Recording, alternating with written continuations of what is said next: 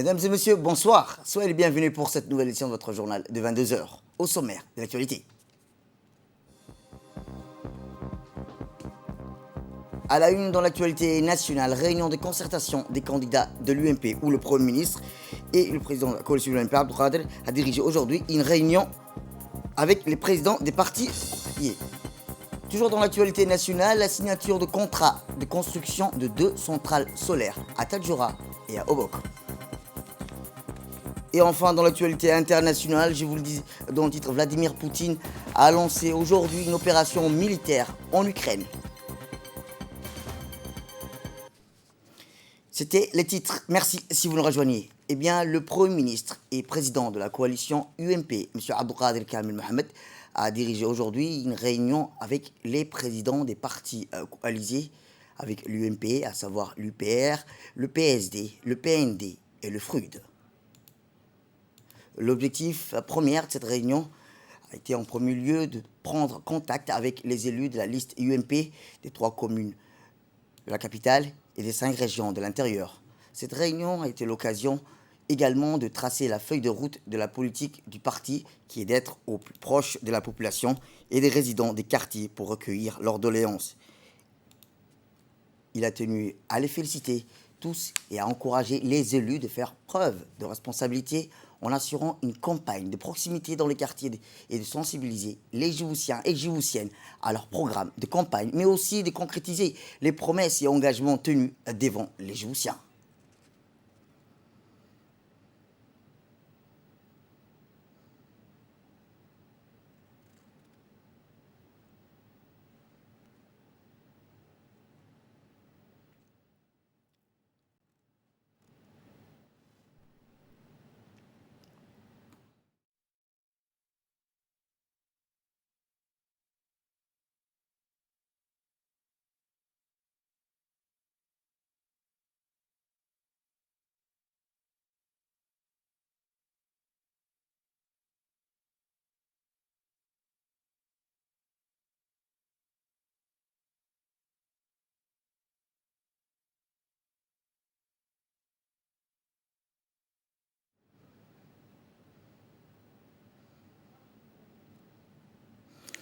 Eh bien, prenant la parole, le Premier ministre, M. Abdelkader Kamel Mohamed, a saisi cette occasion pour rappeler qu'il est de responsabilité de tous à chacun de relever les défis qui s'opposent à la coalition et faire plutôt du porte-à-porte pour inciter les électeurs et les électrices à voter massivement pour le candidat de l'UMP. C'est de remporter, bien sûr, les élections. Pour remporter les élections, il faut que vous ayez une certaine conviction, une conviction politique d'appartenir à cette grande famille qui soutient la politique du chef de l'État. Comment on peut faire pour lutter contre l'abstentionnisme? Il faut privilégier la campagne de proximité, c'est le porte-à-porte. Et discuter avec les gens des programmes et potentiels que vous allez leur soumettre, et ainsi que, parce que vous êtes les gens les plus proches de la population. Par rapport aux députés, vous êtes les gens les plus proches, parce que vous habitez avec eux dans les quartiers. Vous devez être tous les matins, tous les après-midi auprès de ces populations. Parce que, en général, l'expression des besoins de cette population, c'est vous qui la sentez le premier. Puisque vous habitez avec eux.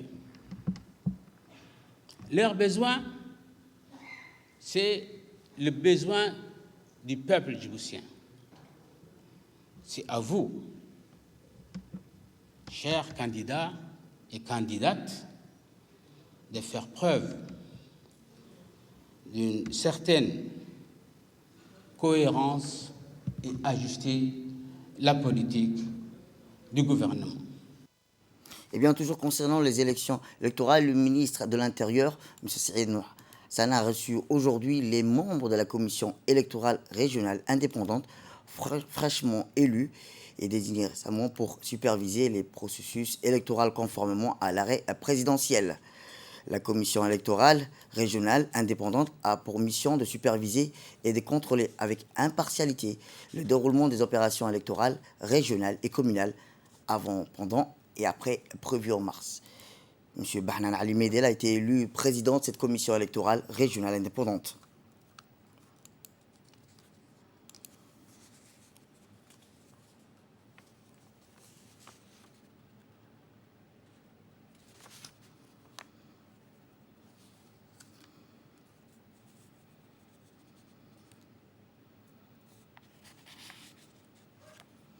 Eh bien, comme je vous le disais, les membres des commissions électorales régionales indépendantes, la CRI, ont prêté serment aujourd'hui au siège du Conseil constitutionnel. La cérémonie s'est déroulée devant le président du Conseil constitutionnel, M. Abdi Ibrahim Sié, en présence des membres de cette institution, dont notamment mission et entre autres de veiller au respect des lois en matière d'élections. Cette commission qui a été mise sur pied en vue des prochaines élections régionales et communales qui auront lieu en mars 2022. Par ailleurs, dans son message de bienvenue adressé aux nouveaux membres de la CRI, le président du Conseil constitutionnel n'a pas manqué de les féliciter chaleureusement, tout en leur rappelant la noble et importante mission dont ils sont en charge en contrôlant les opérations électorales afin d'assurer la sincérité du vote lors des prochaines élections régionales et communales qui se dérouleront dans notre pays. Enfin, le Conseil constitutionnel a installé les nouveaux membres de la CRI avant leur prise de fonction. Après, c'est assuré qu'ils ont tous juré au nom d'Allah et bien remplir fidèlement, loyalement, en toute impartialité et équité les fonctions dont ils sont investis, de respecter tout en circonstance les obligations qui leur imposent leurs fonctions, de garder le secret des délibérations auxquelles ils leur ont pris.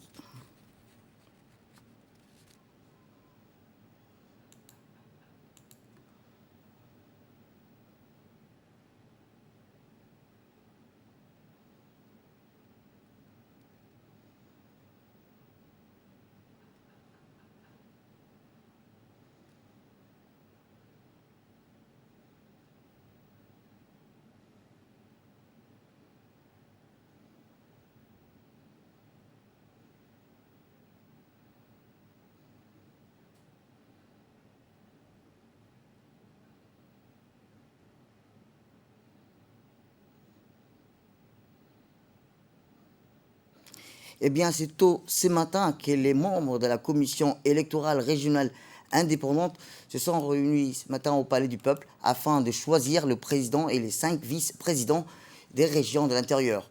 M. Bahnan Ali Medel a été élu président de cette commission électorale régionale indépendante. Le président élu de la CRI a pris la parole pour exprimer ses remerciements aux membres de la commission pour la confiance. La commission électorale régionale indépendante a pour mission de superviser et de contrôler avec impartialité le déroulement des opérations électorales régionales et communales avant, pendant et après.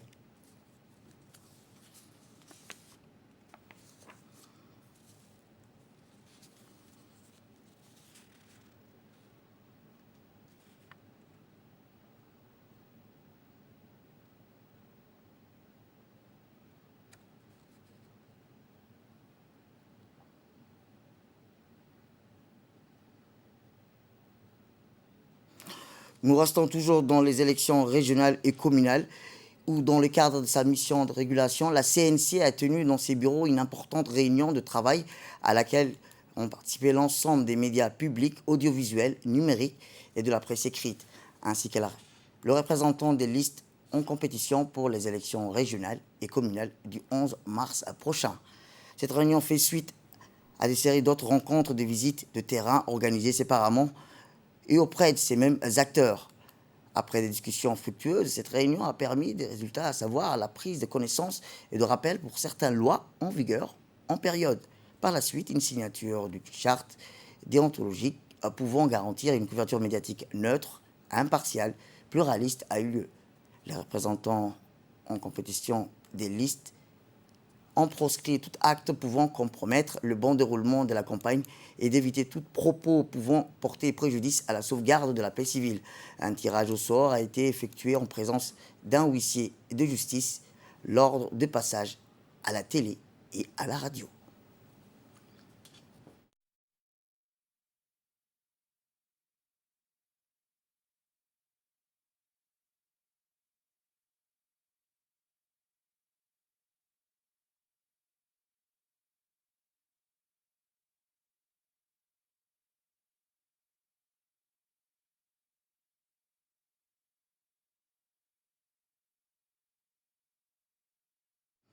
Et par la suite, une signature d'une charte déontologique pouvant garantir une couverture médiatique neutre et impartiale et pluraliste a eu lieu.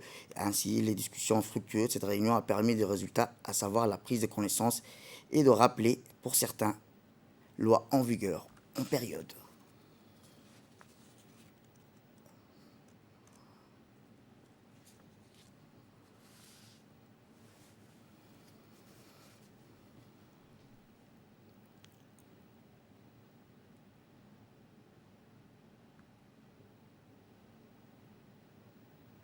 Autre actualité dans ce 22 heures, c'est aussi une exposition de présentation de la future banque dénommée Afrique Exim Bank qui va bientôt s'installer à Djibouti, a organisé ce matin au Kempinski Palace. Cette exposition a vu présentation du premier vice-président pour le développement des affaires de la banque de financement Afrique Exim Bank, M. Amr Kamel, et le président de la Chambre de commerce, Youssouf Msedouale, le gouverneur de la Banque centrale de Djibouti, Ahmed Osman, le secrétaire général du ministère du Commerce, du Tourisme, ainsi que de nombreux représentants des différentes banques de la place. Le premier vice-président de la Banque du développement des affaires, Banque de financement Afrique Exim Bank, des affaires de la promotion de cet établissement dont il représente et qui finance le développement du commerce intra-africain, de l'import à l'export.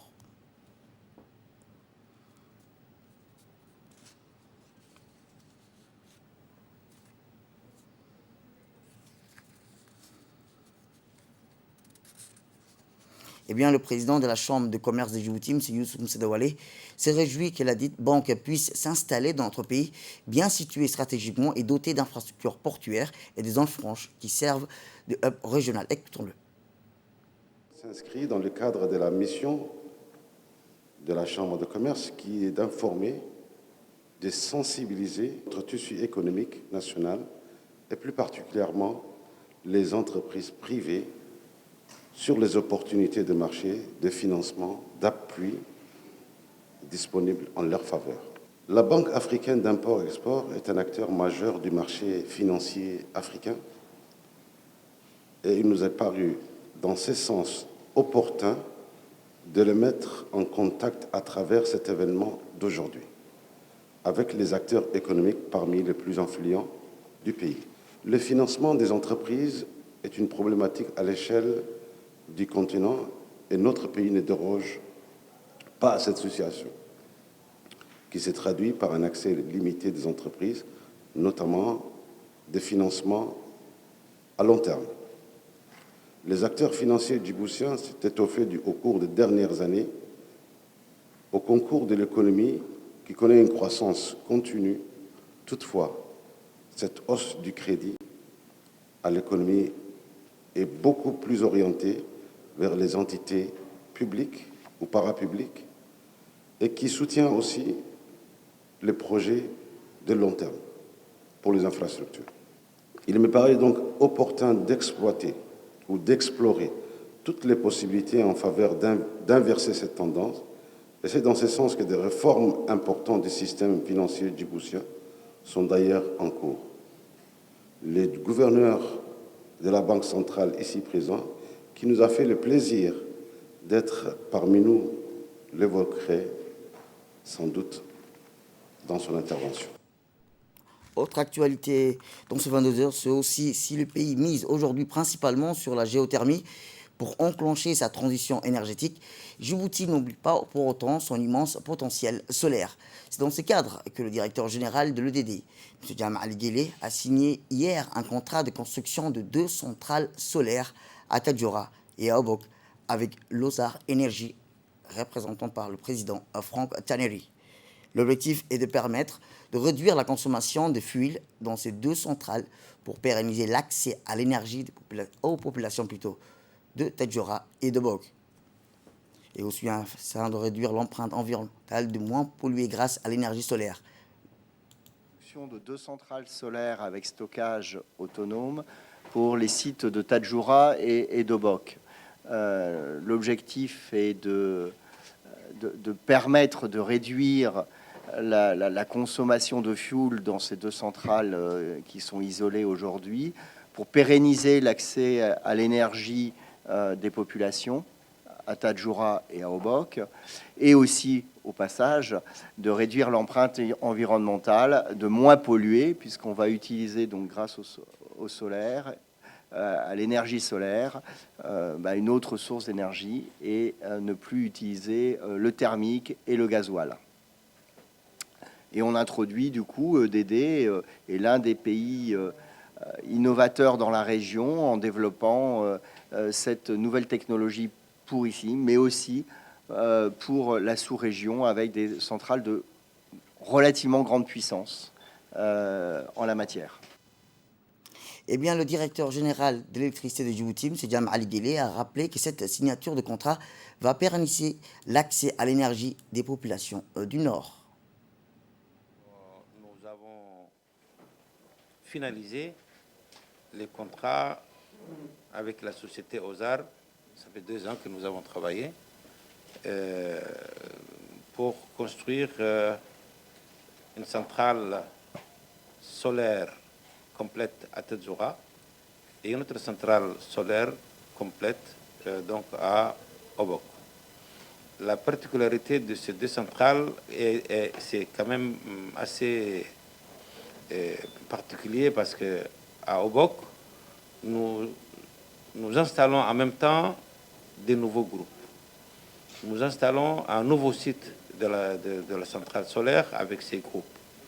Ce qui veut dire que donc c'est carrément une transformation de l'agence de l'EDD ou du centre de production de l'EDD de la ville d'Obok, qui aujourd'hui se trouve dans l'enceinte du garage de la région.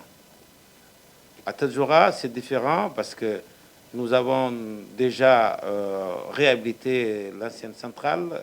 C'est une centrale toute neuve qui est là. Et là, donc, nous allons simplement installer le solaire et ses équipements de stockage et les installations nécessaires, effectivement, à 9 km donc, de Tadjoura. Et nous allons construire une ligne complémentaire pour ramener l'énergie jusqu'à la centrale. Ce sont des équipements solaires et groupes électrogènes qui vont fonctionner de manière, disons, concertée techniquement. Parce que donc ils vont travailler en manière parallèle et ce sont des systèmes d'automatisme qui vont comment démarrer le groupe ou arrêter le groupe et ainsi de suite. Donc c'est quand même des équipements sophistiqués et de la haute technologie que nous allons installer, faire profiter donc d'abord les régions donc qui sont aujourd'hui isolées du réseau de transport de la République de Djibouti et surtout qui nous coûte beaucoup d'argent en termes d'exploitation. Et jusqu'à là, ils consomment du gasoil et si on arrive donc à économiser au maximum, c'est une très bonne chose de conduire et poursuivre donc la politique du président de la République qui consistait à diminuer la consommation du pétrole en matière de production électrique. Autre projet dans cette actualité de 22h, c'est aussi le projet de conception d'une construction d'une école communautaire éthiopienne qui s'est tenue ce matin. L'ambassadeur Tefseye Yilma, représentant permanent d'Éthiopie auprès de l'Union africaine et de la Commission économique des Nations Unies pour l'Afrique, M. Abdi Shahida, le sous-préfet de la région de Nagad, les présidents des universités de Diridawa et de Djibouti, des hauts fonctionnaires djiboutiens, des diplomates et des membres du personnel de l'ambassade éthiopienne, des membres du comité de coordination des ressources construction, des Éthiopiens résidant dans le pays et des invités étaient présents dans le projet de conception d'une construction d'une école communautaire éthiopienne. L'achèvement de l'école communautaire sur le terrain fourni par le gouvernement de Djibouti permettra non seulement aux parents éthiopiens vivant à Djibouti d'enseigner aux enfants dans le programme la langue et le système éducatif de leur pays, mais renforcera plutôt également les relations entre le gouvernement et le peuple des 2 pays. L'ambassadeur d'Éthiopie auprès de la République de Djibouti, M. Bernaoud Tesgaye, a déclaré dans son discours d'ouverture que l'école communautaire éthiopienne, qui a longtemps été une préoccupation des parents éthiopiens à Djibouti, a atteint une étape importante avec la livraison de la conception du bâtiment. Il a ensuite exprimé sa gratitude envers le pays frère de Djibouti pour tout son soutien. Eh bien, le représentant permanent de l'Éthiopie auprès de l'Union africaine et de la Commission économique des Nations Unies, pour l'Afrique, l'ambassadeur Tefseye Yelma, a indiqué que ce projet reflète les fortes relations bilatérales entre les deux pays frères, qui sont exemple des profonds liens historiques entre Djibouti et l'Éthiopie. C'est aussi à la présent où, dans le cadre des promotions et des protections des droits humains, l'Union nationale des femmes djiboutiennes, en étroite collaboration avec l'UNICEF et l'Union européenne, ont organisé une journée de sensibilisation pour les jeunes femmes et hommes des quartiers 6 et 5. Étaient présents des représentants de l'UNFD, les comités de gestion de ces quartiers et les jeunes femmes et hommes de ce quartier.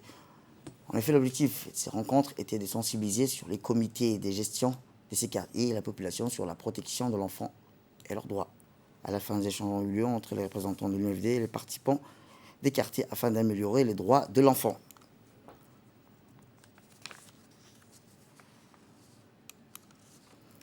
Direction le Nord, où, dans le cadre de la prise en charge des réfugiés dans le pays, le ministère de l'Intérieur a organisé à travers l'Office national d'assistance aux réfugiés et sinistrés un dialogue national sur la gestion des réfugiés qui s'est tenu du 23 au 24 février dans la ville de Tadjoura. Notons que ce dialogue national sur les réfugiés dans notre pays s'est déroulé avec le soutien technique et l'appui, la participation des experts de l'IGAD, l'autorité intergouvernementale pour le développement. Cette réunion de concertation de haut niveau à laquelle ont participé l'ensemble des représentants des parties prenantes sur la question des réfugiés provenant aussi bien des départements multisectoriels concernés et des autorités préfectorales et administratives des régions, ainsi que du secteur communautaire et organisations non gouvernementales, ainsi que des secteurs privés de la société civile.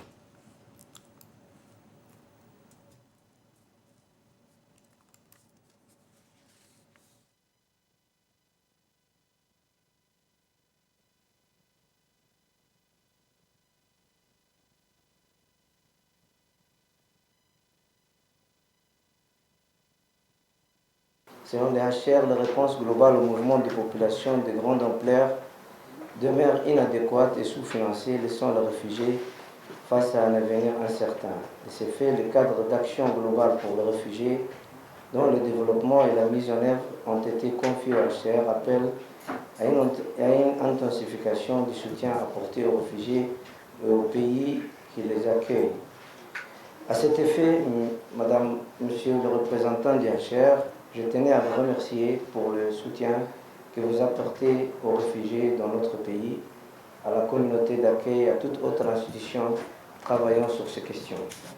Madame la représentante délégate ici présente, nous vous félicitons du rôle de chef de file délégate dans la mise en œuvre du cadre de réponse globale pour les réfugiés au niveau régional et pour la promotion de l'application régionale du pacte mondial pour les réfugiés à travers la déclaration de Nairobi et son plan d'action. Votre soutien et votre implication visent non seulement à renforcer la capacité de notre pays à répondre aux défis de la gestion des réfugiés, mais aussi ils permettent d'enrichir le débat mondial de questions et d'enseignements essentiels tirés de l'échelon local. Eh bien, voici les propos du secrétaire exécutif de l'ONARS lors du dialogue national sur la gestion des réfugiés qui s'est tenu à Tadjoura. A atteint des proportions alarmantes, selon le dernier rapport du HCR, qui indique que les déplacements forcés touchent plus de 83 millions de personnes dans le monde. La pandémie de Covid-19, dont le bilan à ce jour s'élève à plus de 3,8 millions de morts et qui continue de faire ravage dans plusieurs des régions du monde. C'est avéré particulièrement dévastatrice par les personnes vivant dans ces communautés marginalisées, notamment les réfugiés, les déplacements internes, les apatrides qui n'ont pas de nationalité. Pays de transit et de destination, la République de Djibouti est un épicentre des déplacements forcés dans la région avec des flottes de population incessantes depuis plus de 45 ans. À l'heure actuelle, notre pays a pris plus de 35 000 réfugiés qui sont pris en charge par le gouvernement à travers l'ONARS que je dirige et à l'appui des agences oniciennes et des organisations humanitaires. Eh bien, les objectifs visés par cette importante réunion de concertation sont multiples et concourent à l'amélioration de la prise en charge et soutien adéquat pour les personnes réfugiées de notre pays. L'IGAD est l'une des plus fortes qui a le plus fort de concentration de la population, des populations déplacées. En 2021, la région de l'IGAD comptait 14,3 millions de personnes déplacées, dont environ 4,3 millions de réfugiés et 9,8 millions de personnes déplacées. Près d'une population déplacée sur 5, d'une personne sur 5, en fait, dans le monde, réside dans la région de l'IGAD. Et aussi, Djibouti se classe parmi les meilleurs pays au monde pour l'admission de réfugiés par habitant, compte tenu aussi de sa taille de population. Que la plupart des cas de réfugiés dans la région de l'IGAD sont prolongés, des nouveaux déplacements aussi continuent en fait de se produire à la suite des catastrophes naturelles et aussi en fait des nouvelles crises politiques dans la région. Plus récemment aussi, donc, les efforts régionaux au niveau aussi de l'IGAD et avec ses États membres se sont concentrés sur la situation du déplacement pour le Soudan et le Sud-Soudan. Donc, comme vous connaissez aussi, le Soudan et le Sud-Soudan connaissent des problèmes politiques. Donc, aussi pour l'IGAD, en fait, ces deux pays sont aussi des pays qui sont des pays de priorité. Donc, en fait, on a eu aussi plusieurs consultations bilatérales avec les deux pays et aussi, en fait, ces discussions visent aussi à exploiter les dividendes de la paix, en fait, découlant aussi de la mise en œuvre des accords de paix pour trouver des solutions durables pour les 7 millions de personnes déplacées à l'intérieur de ces deux pays, le Soudan et le Sud-Soudan.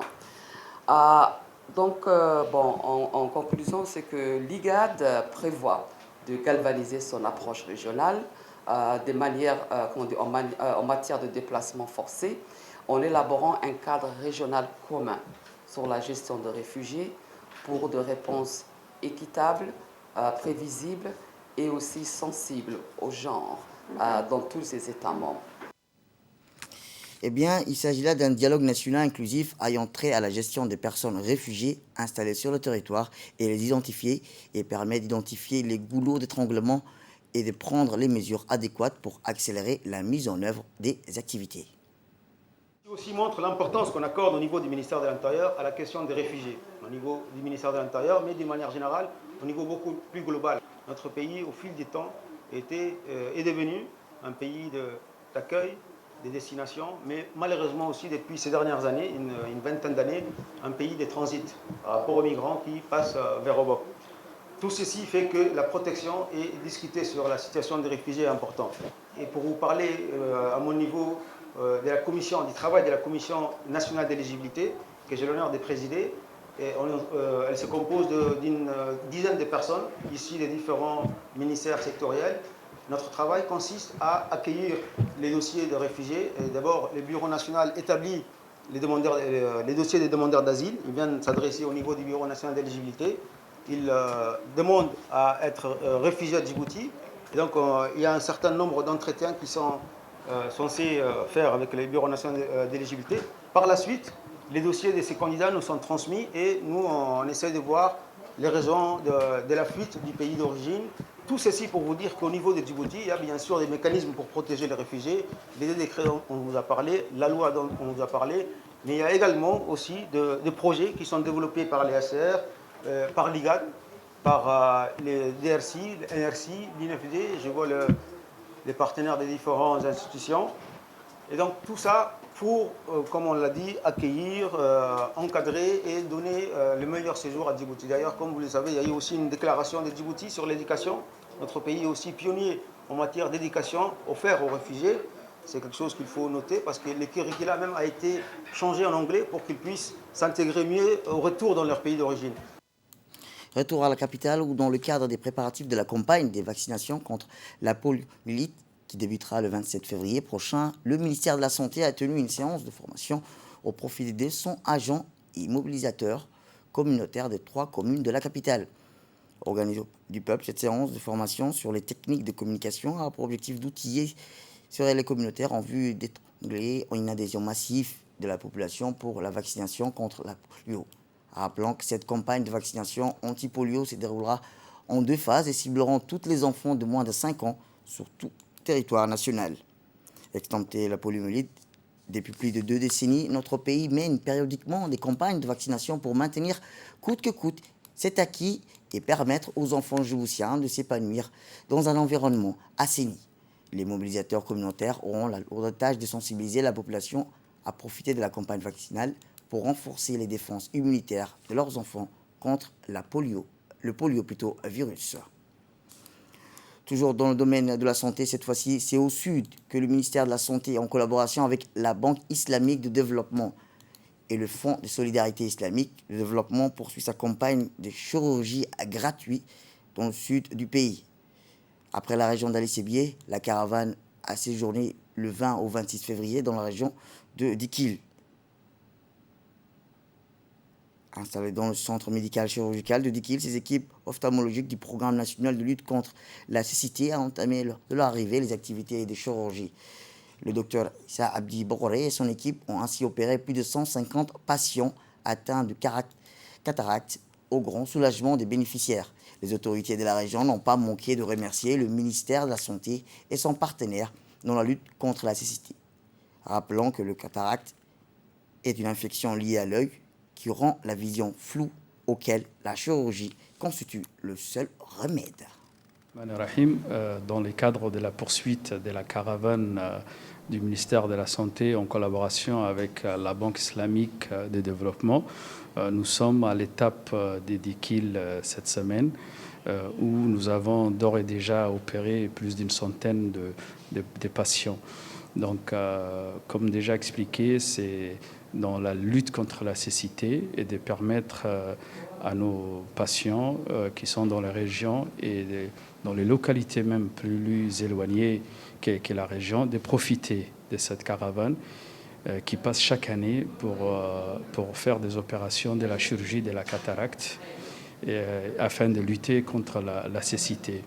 Donc, c'est un programme du ministère de la Santé et qui essaye de faire une action chaque année afin de s'approcher et d'approcher à nos populations éloignées la santé et l'offre de santé. Nous remercions les responsables de la région, le préfet et le médecin-chef, son adjoint de la région, qui nous ont accueillis et qui nous ont vraiment facilité le travail, surtout de recrutement des malades.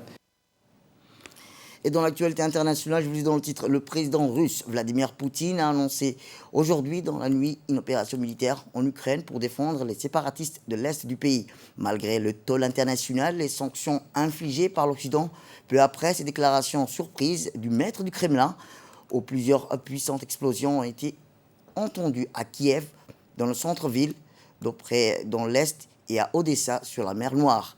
À peu près avant 5 h du matin, aujourd'hui, le ministre ukrainien des Affaires étrangères, Dmytro Kuleba, a déclaré qu'une invasion de grande ampleur de la Russie avait débuté, que se sont formés devant les distributeurs de billets et les stations de service à Kiev.